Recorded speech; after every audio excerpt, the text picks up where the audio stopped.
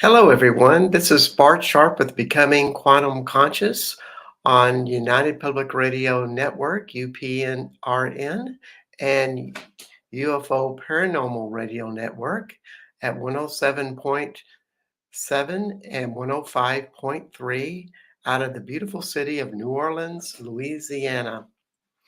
And I am in lovely France doing a recording. And today's topic is, are you extraterrestrial? Are you an ET? Do you feel like the world is becoming a little more populated with ET type of people? I certainly do. At least in my hometown of Austin, Texas, I see lots of people that I think are more on the ET end. And I certainly see that in the lovely France area of Southwest France in the Pyrenees. People are changing and we're more evolving. And the ET bloodlines have a have contributed to that, as well as the other bloodlines. Now, I think that this concept is something that a lot of us that would listen to this show would recognize, know, but we just want to explore it a little bit deeper and start to see how we can take this and make it at our advantage. Because being more of a ET bloodline or genealogy or genetics, however you want to call it, we have always felt like we were outside looking in, and that's doesn't have to be the perspective. In fact, the first time I ever heard about this concept was about 25 years ago when a friend of mine was channeling my guardian angel. And she said, "Well, of course you don't feel like you fit in here because you're not from here. You're from another planet and you think differently, you act differently, uh, you perceive the world differently because you're not from here. You just absorb it very differently," which was kind of comforting for me because I always felt like I was one of those people who never really fit in to the world growing up in a rural Texas town in West Texas, Weatherford, Texas, if you must know. Um, and people thought differently. Now, another person who has been a big contributor to the extraterrestrial consciousness is Gary Douglas of Access Consciousness. He had presented the concept of, he called it humans versus humanoids, or not versus, humans and humanoids. Humanoids being the extraterrestrial origin. So we want to give our salutations to Gary Douglas and Access Consciousness with this. And throughout the show, we'll likely be doing Access Consciousness clearings with this because I think they're really effective and very apropos to what we're doing today. And so all of that is fun. And, when we think about our extraterrestrial origins, and that there are really two types of people, and what Gary would say is that there's slightly more non-ET people than ET people. And of course, he was presenting this to me over 15 years ago. And now that I live in a town like Austin, Texas, I'm wondering if it's a little more balanced with that, or maybe that the ETs are starting to recognize uh, themselves. Um, and that's such an important part. So let's just start with comparisons and examples of what extraterrestrial versus non ET is about. I'm just going to start calling it ET and non ET. The ETs are all about change. Change is so important for ETs. because it just feels natural to them. It's more of consciousness is an expanding spiral that's always going up and it's moving up. And non ETs, this is a little bit too fast for them. They would rather see things stay the same and rest in the security that their life is going to be the same all the time.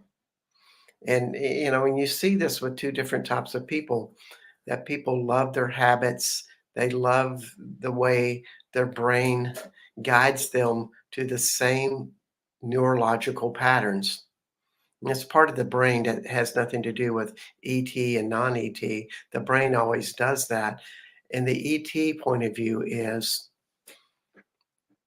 we are always breaking out of the brain, out of the mind, out of the neurological patterns that want us to do the same things over and over and over again. We're always trying something different. And this is just who we are. It's quite lovely. And that's a big part of the conflict. And it's where a lot of the differences stem from, is just that concept there of change versus non change. So, one of the best things about an ET example is a belief that we're all connected. There's something about the ET belief systems that is very much a part of that, that we're all in this together, and what I do, think, feel affects other people around me. And this is really dipping into the concept of the unseen world versus the seen world. Because when you're in the seeing world, it's like everything that is measurable, that matters, has to be visible. Work, play, building things, having a home, having food, having money, counting money, making it very linear. All of those things are visual concepts that the non ET bank all of their money in. Whereas the ET is more into the world of unseen, that there's beliefs, there's energies, there's connectedness, there's a communion with all things that they feel, and they feel it inside of themselves. And that reality creates reality. So everything unseen creates reality as an ET point of view. And it really begins from there, is that belief system. And the non ETs are like, what? That doesn't make sense. Um, and maybe we are to step back a little bit about what are these origins of this group? How did the ETs do this, or how did they get here? I don't have the answer to how they got here, but what we know is they've been here for thousands and thousands of years. Some people said, well, they came in and dominated and controlled and ruled over people that were the non ETs. And I believe that that's true from some of the evidence that I've seen. However, there's also races of the ETs that have been tireless helpers to expand consciousness. And so they seeded into humans and did crossbreeding. And that's kind of who we are. Somehow the ET and the human got together genetically and created a hybrid species. And this is what we call ET people right now. And we are all out there. So the ETs would probably start to see the world very differently, as opposed to we had to find solutions. We have to be proactive. In other words, they might see holistic health as very important. Eating healthy foods, doing exercises that make our bodies feel good, that strengthen the body. They would meditate. Whereas the non ETs might be more like, well, I just want to eat what tastes good. I'll take vitamins to uh, keep my health up. And if I'm sick, I'll take a drug. There's a quick and easy solution. And a lot of that, it really stems with physical gratification, that we want to physically gratify ourselves as the main priority. And whereas the ETs have a balance with that, they're going, well, physical gratification is great. However, there's a lot in the evolution of things that requires me to not be focused on that all the time. There's things like service to others and the belief that we're all connected. And therefore, we have to think in a bigger way, to think globally, to act locally. That's a real ET type of concept, you know. And another great example is the pollution. Um, Making solutions such as an electrical car would be a real ET solution. And whether you like him or not, Elon Musk would be a big time ET type of guy because he just sees that that is a very optimal solution to creating something. And of course, he's creating lots of money and doing a lot of things with it. And there's a lot of controversy with that. However, the electric car is needed and those type of things to in that mindset. The electric car may not be perfect, but it's a step forward to evolving us away from gas cars, which create a lot of problems on our planet. Um, and the ET's type of solution is always, what's next? How do we evolve beyond this? It's just one step at a time, really. But the ET is always looking at that as a possibility. And it can be very frustrating for ETs in a non ET world, seeing people not wanting to change at a time when change is happening. So let's do an access clearing with that. So everything that is in points of resistance to change in you, because you've been in a non ET world, as we all have, that says, no, change is scary, it's fearful, I don't want to happen. Now, part of that is you may be learning those values and accepting them as your own. Whereas there's another part of you that knows that that's not exactly right because you're much more expanded with that. But you're buying into the old agenda. So everything that holds that fear that we can't change that much.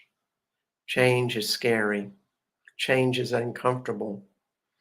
And I am resistant to it for those reasons and probably more.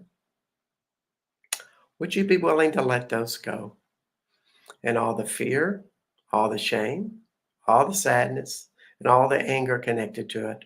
Right, wrong, good, bad, pot, all nine shorts, boys, and beyonds. Now, when I do that statement, that's an access consciousness clearing statement, and it just clears the energetic memory in your body with that. It's really great stuff. Um, so, how much do we go into the future because we are been afraid of the past? So everything that is that we created different ways, means, methods to fear the future because we've had bad memories in the past. Would you be willing to let those go? Right, wrong, good, bad, pot, all nine shorts, boys, and beyonds. When I talk to some of my more extraterrestrial conscious friends, that's a big word, extraterrestrial conscious friends. In other words, they're the weirdos that are always studying these possibilities and looking out to what's happening in the world. And I've had a conversation a few years ago with a friend of mine. And I said, there's so much that is adverse in our world. I don't know if we're going to get through it. And he goes, there's so many things, so many new inventions happening right now that how can we not get through it? And then he started talking about the ocean being cleaned up by by this man and different technologies that are solving these problems, and they're just all right out there. And he's more like, well, it's inevitable that they're going to come. And that's where we have to keep our focus, Bart. It's kind of like a slap in the face. uh, with that, I think I was going into my human negativity with that because the humans really look at the past and going, well, we couldn't solve this in the past. How can we solve it in the future? And everything that brings up with you, would you be willing to let it go? Right, wrong, good, bad, pot, all nine shorts, boys, and beyonds. And one of the things about differences between ETs and non-ETs is blaming. And the ET is more likely to blame themselves. When a problem starts to show up, they're more likely to say, well, how am I a part of it? Or I feel bad about this and feel shame about it, even though it's not my problem. I feel the sadness of it, and that can be quite overwhelming. Different reactions like that pull them into being a part of the problem. And sometimes they start to blame themselves and take that shame on from that perspective. Whereas the non ETs are more about blaming others and blaming others for creating the problems or that it's their fault when they know that they are part of that fault or that mistake. Um, and there's a separation there. One of them goes, the ETs go right into it and become immersed into the problem. And that's how they create the density. They're their own self-blame, their own shame, their sadness that it's there, and the anger at themselves. Those are all quite common characteristics with the ETs. So everything that you have experienced that and have felt those emotions, and everything that you've created a distance from yourself from others with it, would you be willing to let it go? Right, wrong, good, bad, pot, all nine, shorts, boys, and beyonds. Um, and then with the non-ET side about blaming others, it's one of those really most limiting possibilities because if you blame others, that means you're separating you from the problem. You're creating separation from yourself. And that means that you are repressing your emotions towards it, repressing your responsibility towards it, and then creating an anger through the blame onto others. And this can be quite addictive, really, because if you're always blaming people, you the anger of that stimulates your adrenal glands, and the adrenal glands give you more energy. And so it's energizing to get angry at other people.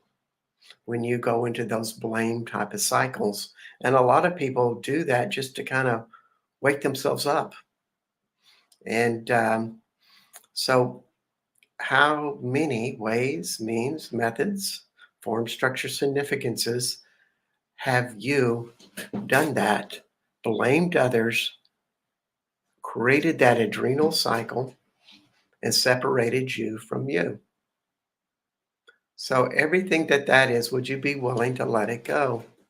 Right, wrong, good, bad, pot, pod, all nine shorts, boys, and beyonds. And would you be willing to claim on and acknowledge that it's okay to not have all the answers?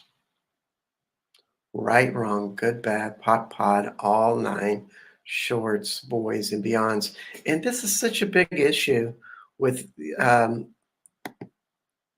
ETs and not ETs, is to blame or to not blame. And I keep referring back to a lot of access consciousness concepts because they deal with this issue so well. And one of the things is that when you start to blame, you might want to ask the question, or when you're angry at somebody, um, what is my responsibility in this? Where does my anger come from? And look at that introspection of that. That is one of the ways you become free from it. Because if you're blaming and you start to go into those cycles, and ET people and non-ET people do this, but it's more of a non-ET characteristics that the ETs fall into. And why I say that is because it's just a denser point of view. It has a lower vibration, and the ETs have more potential to be in a higher vibration because their bloodlines come from beings that are functioning at the sixth, seventh, eighth, ninth, 10th dimensional realities. So, yeah, when you start to unlock your ET stuff, you are on a faster track to be in a higher dimensional awareness. And one of the key things is not to blame others, not to get angry about it. And most importantly, when you do, start to look about why you did it. What are those repressed parts about it that I need to look at? That's how you get free of it. Um, it's not about out thinking about what the wrongness of everything is and trying to find answers to our tough problems sometimes.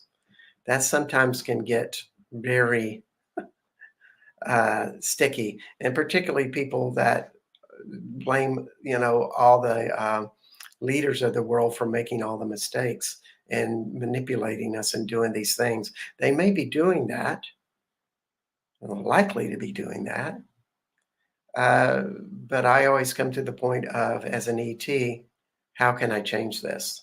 What is my part in the change? That's empowering.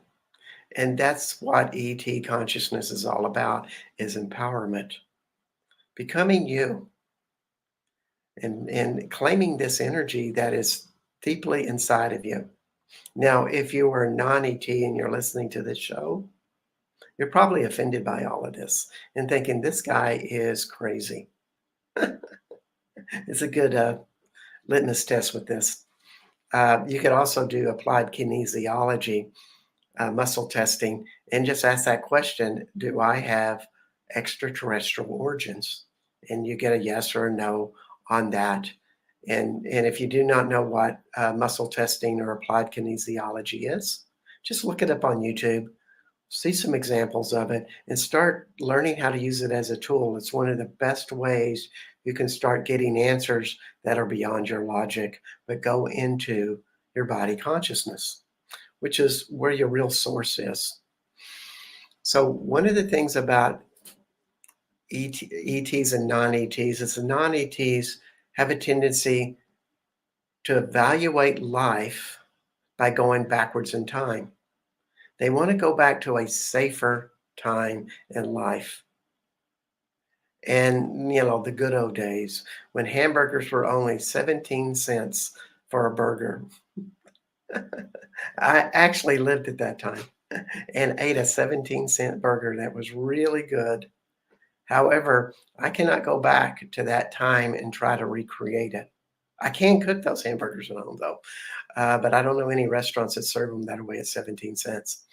Um, Whereas the ETs are more about, well, there's no more 17-cent hamburgers. How can I create something better? What is better than a 17-cent hamburger? Well, maybe a veggie burger at this day and age, and various other things. So this is one of the most important parts of it, is that we don't go backwards. We can't make things great again, which is going backwards.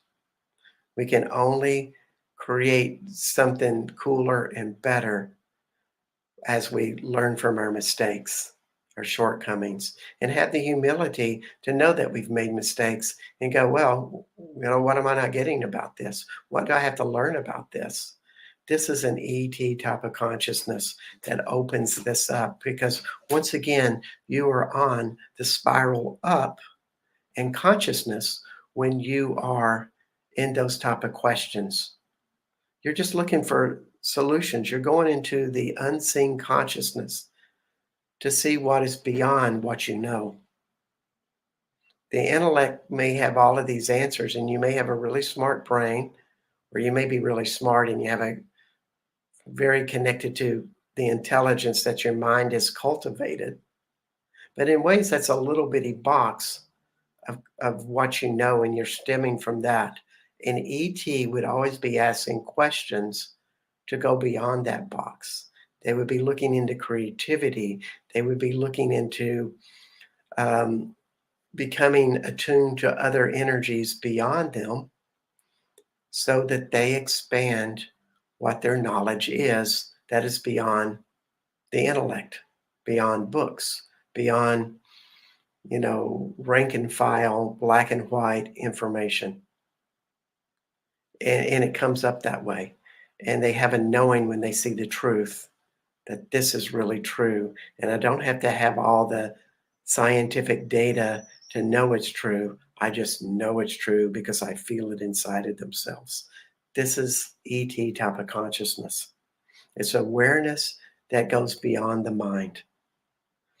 And this is the unseen world.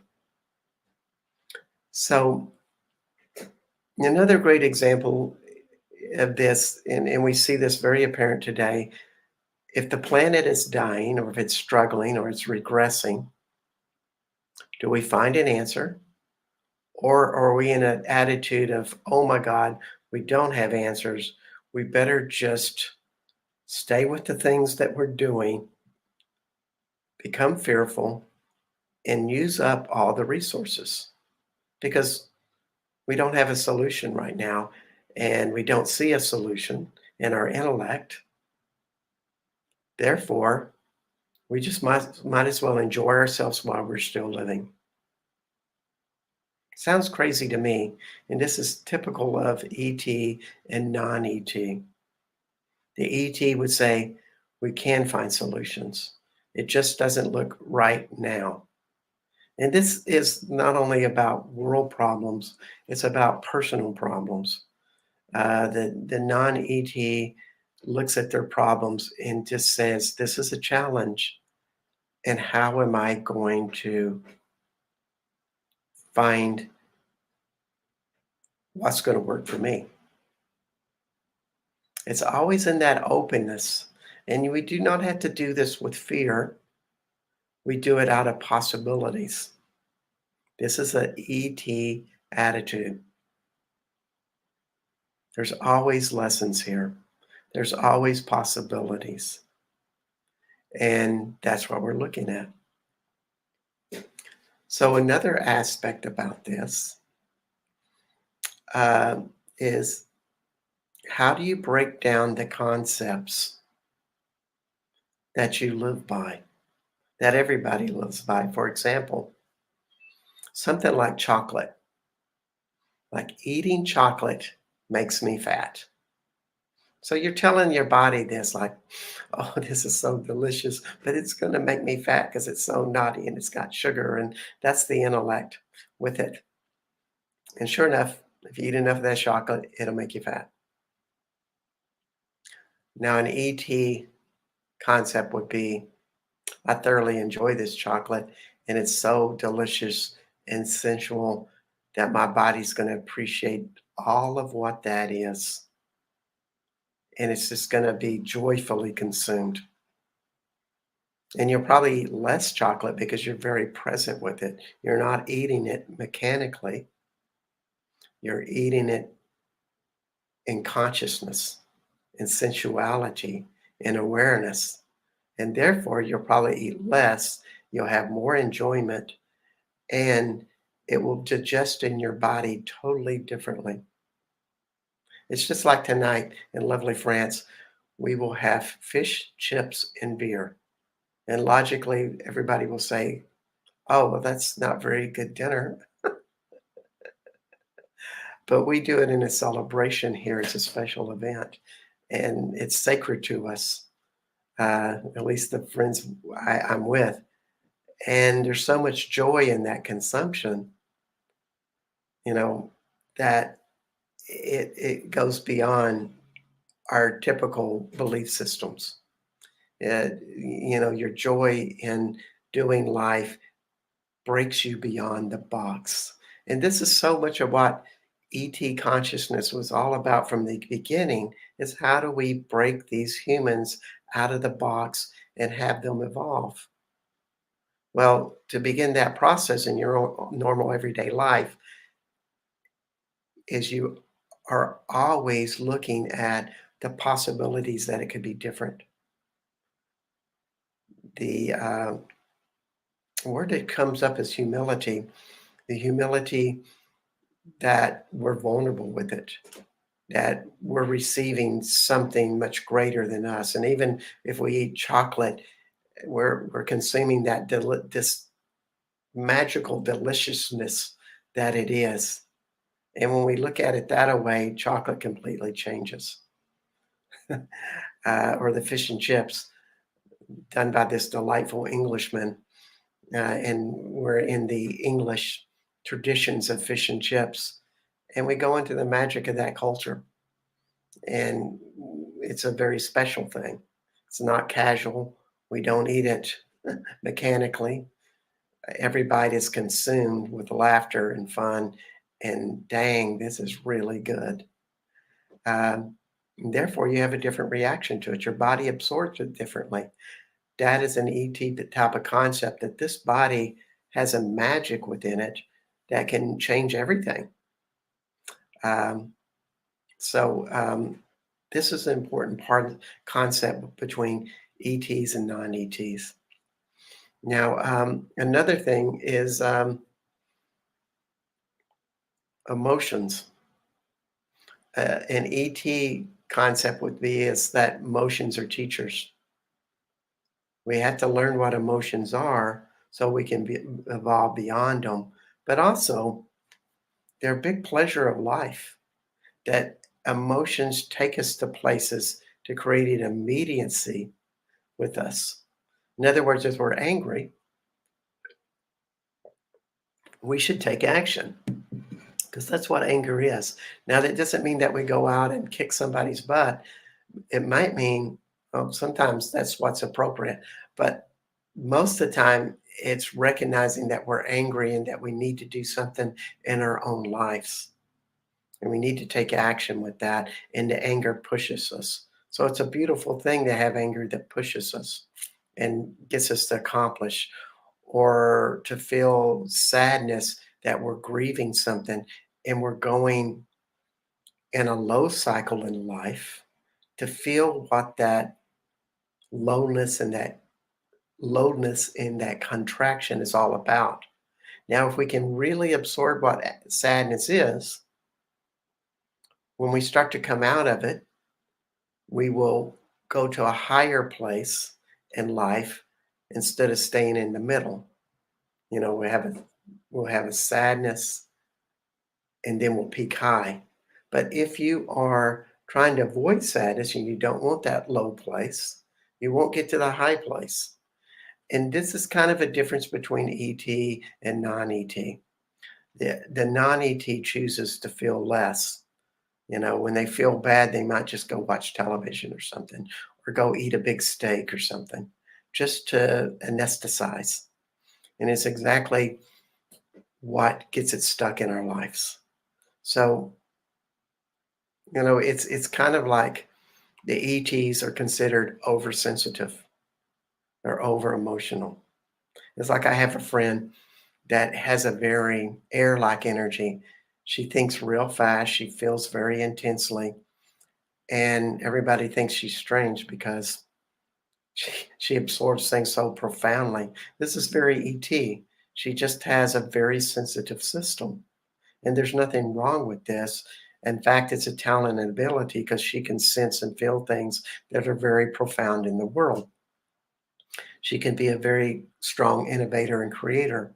But if she believe the non-ET thing is like, oh, you shouldn't feel so much.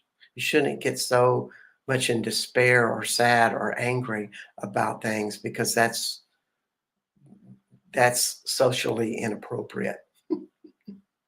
Well, um, that's just not ET.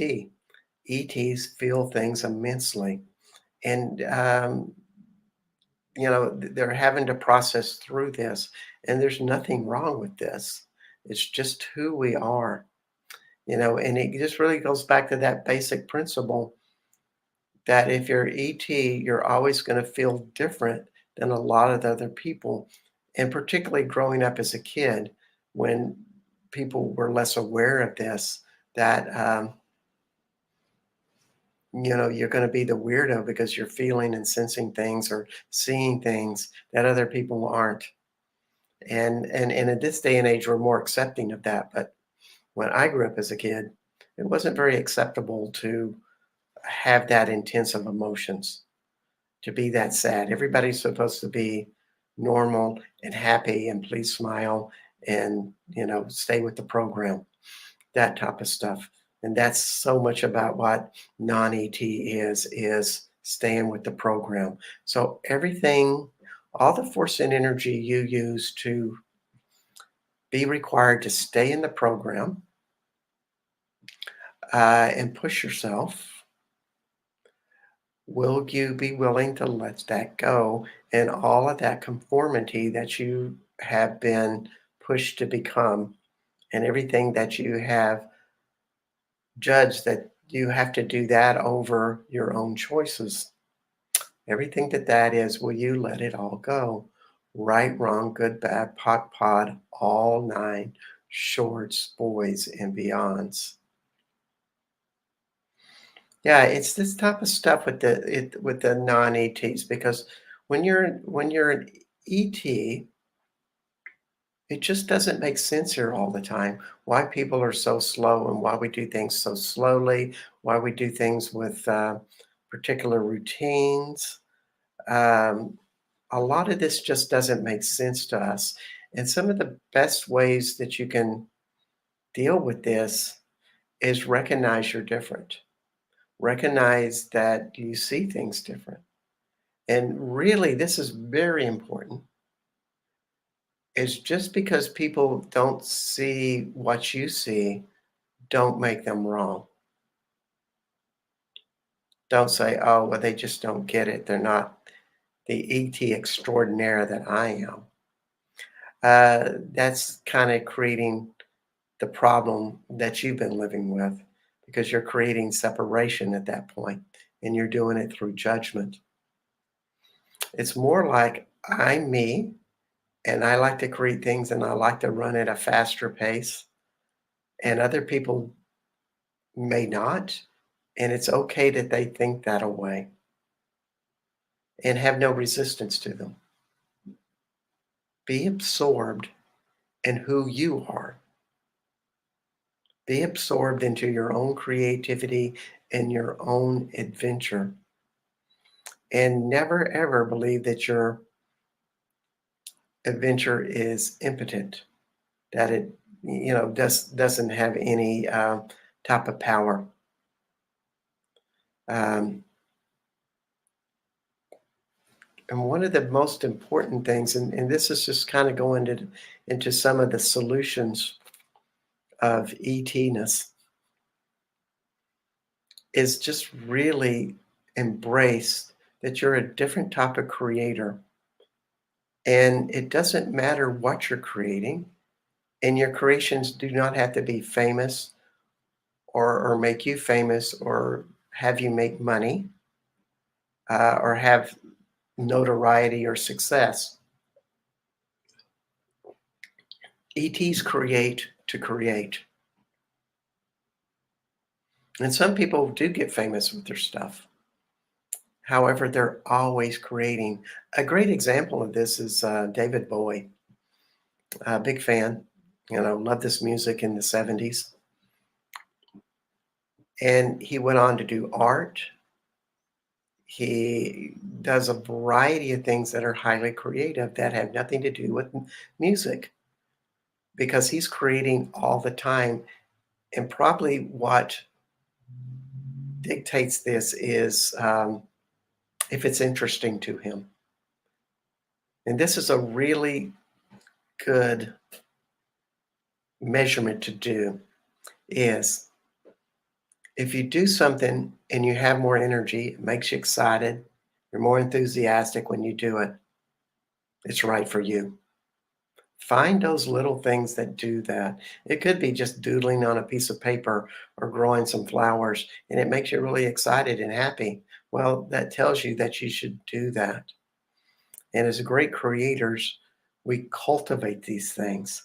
This is what ET-ness is about, is cultivating all of these inner things that make us feel lighter inside.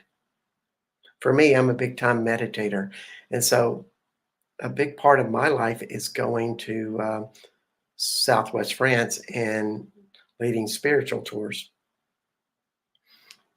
But it was a cultivation of learning how to be in these energies at these sacred sites and letting them evolve inside of me. I always feel good when I go to sacred sites and feel these energies, and it makes profound changes in me. It's almost like being in lightness all the time creates something bigger inside of me. I have no idea how that's going to work, but it does. It just shows up differently. So when you're doing all your creative activities and there's a list of things that you love because you are a ET of magnitude and you're creating things all the time and you're enjoying your life as a result of your choice to be excited about life and all the things that you're creating, it builds a space inside of you that is alive and vibrant. It can be spiritual and it can feel like light. In the higher evolutions of it, that's what it is. That's why they say light beings. And that's what the ETs are. And when they came and they started emerging with us, regular humans started to be light beings. They had light inside of them. And that is very much true with us, that we have that light inside of us. And that is probably the most important thing about an ET consciousness is cultivating that energetic, alive, happy form of light that we all are. It's all good. So, we do this one step at a time. But one of the most challenges that we have as ETs is apathy, that we do not make a difference. And I see it so much, and people almost like they're in a tailspin about all the problems in the world or all the problems in their life. And they keep repeating the stories and they ask this horrible question: why did it happen to me? Or why is the world so awful? And when you ask why questions, It's almost like in an infinity circle, and you get trapped into that continual circle of no possibilities.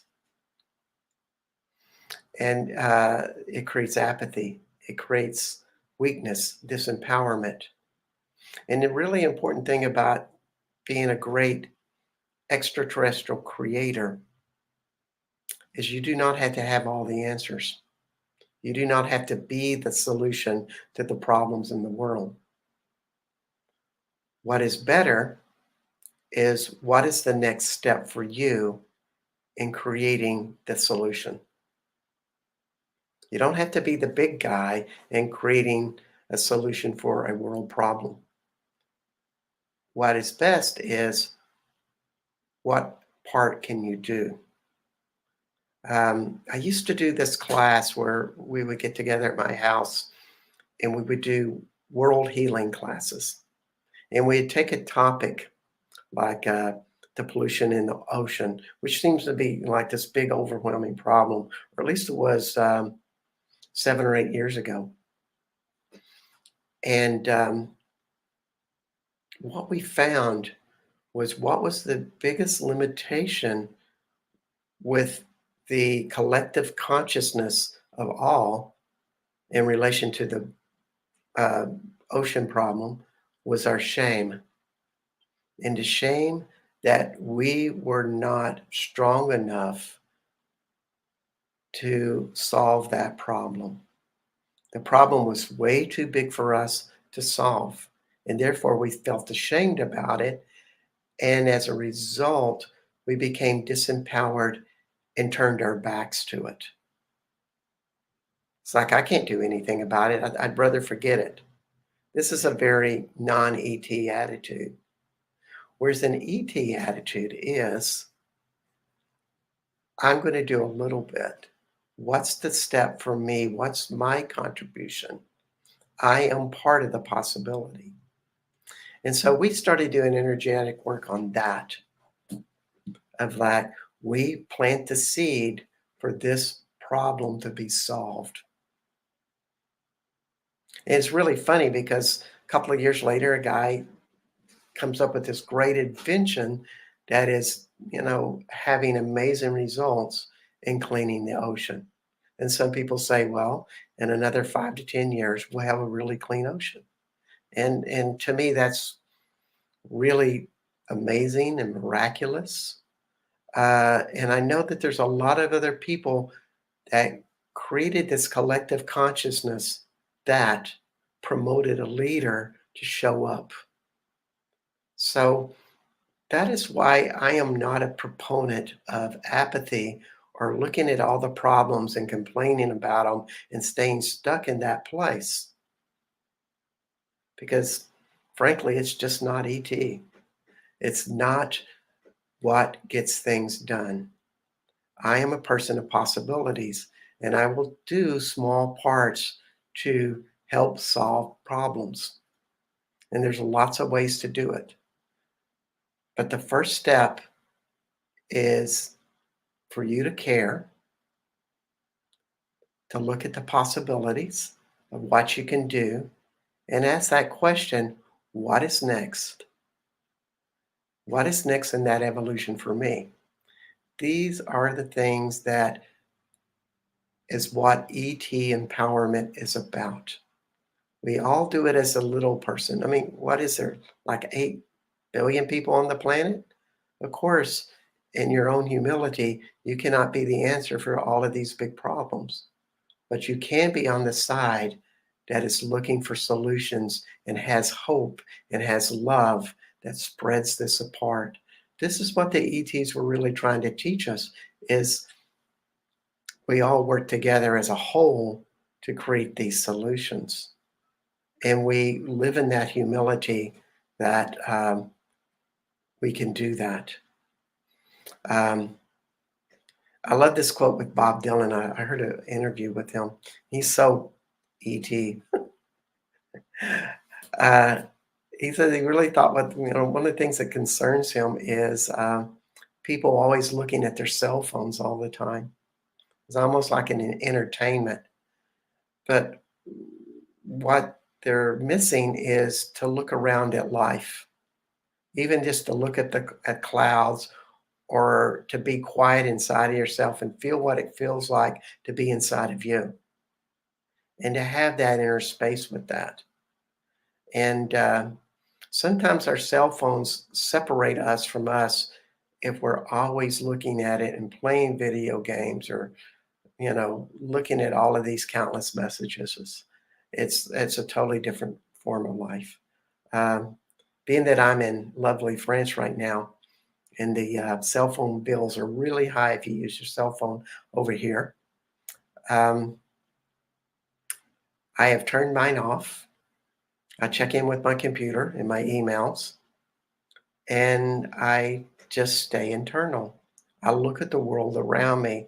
I see the beauty. I see all the I feel all the vibrations. That to me is more real and more about life. And it grows something inside of me through that. And that is so much of what ET consciousness is how can you grow and become a bigger embodiment because that changes the world. That changes everything around you. So everything that has been tuned into the cell phone mentality, that matrix, that collective consciousness, would you be willing to let that go? Right, wrong, good, bad, pod, all nine shorts, boys, and beyonds. And everything that you feel like you're being manipulated by some source to stay stuck on your cell phone and stuck on that energy. Would you be willing to claim on and acknowledge you always have a choice whether to play or not to play, or how much you should play as opposed to being unconscious about it? Everything that is, right, wrong, good, bad, pod, all nine shorts, boys, and beyonds. Whoa, that was intense. One of the big discrepancies with ETs and non-ETs, and we think about non-ETs, we're really a lot, we're really exploring that they came from Cro-Magnon or Neanderthal or wherever, primitive human beings came from. They evolved from that lineage. And there's nothing wrong with that. But the ETs came in and started creating these hybrids. And thus the advanced societies kind of showed up. It's kind of a mystery to me. It never made sense to me that we would think that in the older days that we were so primitive, but yet we had, pyramids and Egyptians and Atlanteans and all of these super advanced things happening that that are amazing. Um, and all of those were contributions from ET culture. At least that's in my opinion. You know, and then we have the Neanderthal or the non-ET. And this is about evolving both of our all people and changing the attitudes with this. Now, the non-ETs are denser, and they really have a tendency to look at life through judgment. And if you have a problem, you use force and aggression to get it solved. You push through it, and how many times have you heard this? It's like, I just got to sludge on through with this problem and I'll get through it. It's not about asking a question of like, well, what do I have to learn from this? Or, what are the possibilities that I see something different to where it's easier? No, it's more like I just gotta push on. There's no other choice. I gotta just go do it. It's kind of dense. And that's kind of a non-ET point of view. Force, density, aggression, and judgment. All of those parts are part of that ET or non-ET um, possibility. And so they're always pushing through that. And there are qualities of that. You can have perseverance with that. You can create strength. Uh, but a lot of times it's not a lot of fun and there's not a lot learned from it. Whereas the non ETs, they would be looking at things with possibility, giving it allowance. They would also be into introspection and a communion with things and creation. Those are more non ET characteristics. In other words, if they had a problem and they were an allowance of it, they wouldn't be resisting it and judging it, saying, oh, this is horrible. They would be more in a possibility of, well, what can this teach us? What can this teach me? And how can I create something better than this? They would always be into that place of looking at it that way as a problem is a possibility for something better to come along.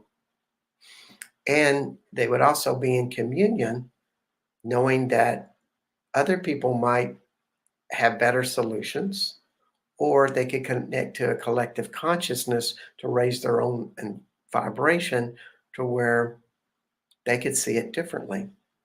And then they would go out and create something as a result of that. It's always in that possibility. Um, I do a tour business in Southwest France, and basically I do it because I think it's fun, and it allows me to go to Southwest France. Um, but I'm really always believing in the unseen reality with this. In other words, the power of the country and the power of the sacred sites attract the people to come on the tour. I do not do much advertising. I have a website, I have a Facebook group. That's it. And people come, and I always have enough to do tours and pay my way and meet my own uh, needs and expectations. It's very profitable that way. But it's believing in that unseen reality of that this is a powerful place and it will attract the people that need to come. And so I really follow into that. It's not that that's a passive point of view. It is an invitation is more the possible and recognizing the strengths of what is here. I see those unseen things as part of the attractions that makes the tour successful. It's just like being a radio show host. I have no idea where this is going to be taking me, but the possibility that I get to commune with thousands of people every week has a huge energy to it. Therefore, it will serve my life. It will serve other possibilities. It's just energy. It's just people getting together on a radio show and thinking the same thing through the show itself that creates all of these possibilities, not only for me, but for everybody listening. That's what I see this show as. It's something to that. And this is very much an ET attitude that we get into the bigger energies and the expanse of things. We ask questions that even make them bigger. We see that we're a part of something much bigger than us. And thus, ideas to create it bigger happen because we're always expanding in those things. We're not narrowing it down. We keep looking beyond. And this is what possibilities of ET consciousness is about. And it's about how we can change the world as well. Because when you are in ET state of being, you are serving, you are helping others. This is what we naturally do. We know that we're not just one person, There are many. These are all ET concepts. So I hope that we've learned a little bit more about ETs, and you can look at yourself and go, I'm proud to be an ET. It's fun being an ET, and I love this type of consciousness. So I'm Bart Sharp of Becoming Quantum Consciousness on National Public Radio Network and UFO Paranormal Radio Network, and welcome you to come next week as we will have Sue Colson, who is what would you call her? A steward of the Avebury Stone Circle.